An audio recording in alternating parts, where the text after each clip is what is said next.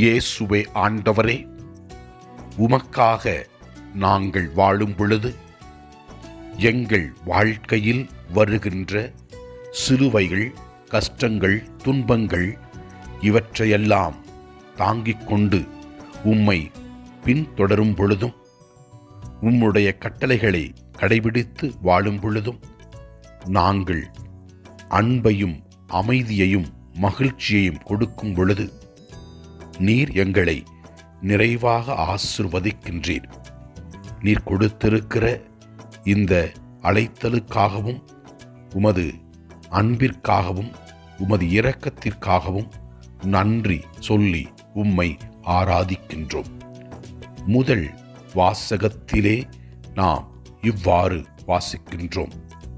மோசே மக்களை பார்த்து கூறியது, இதோ பார், வாழ்வையும் நன்மையையும் சாவையும் தீமையையும் இன்று நான் உனக்கு முன்பாக வைக்கிறேன். இதோ இன்று நான் ஆசியையும் சாபத்தையும் உங்களுக்கு வைக்கின்றேன். இதிலிருந்து நாம் எதை செய்கிறோமோ, நல்லதை செய்யும் பொழுது நாம் ஆசீர்வாதத்தை பெறுகிறோம், தீமையை செய்யும் பொழுது தண்டனை பெறுகிறோம். எனவே இறைவன் கூறுகின்ற வார்த்தைகளை கேட்டு அதன்படி நடந்து ஆசீர்வாதத்தை பெறுவோம்.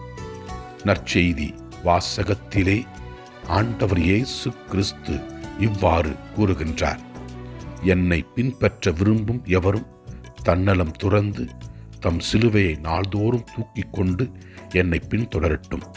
ஏனெனில் தம் உயிரை காத்து கொள்ள விரும்பும் எவரும் அதை இழந்து விடுவார்.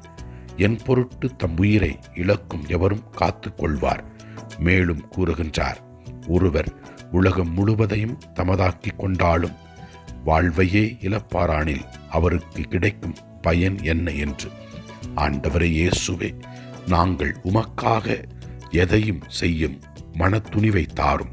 ஆண்டவரை நோக்கி நமக்காகவும் நம்மோடு இருப்பவர்களுக்காகவும் ஜெபிப்போம். இறைவா, எங்களை ஆசிர்வதியும்.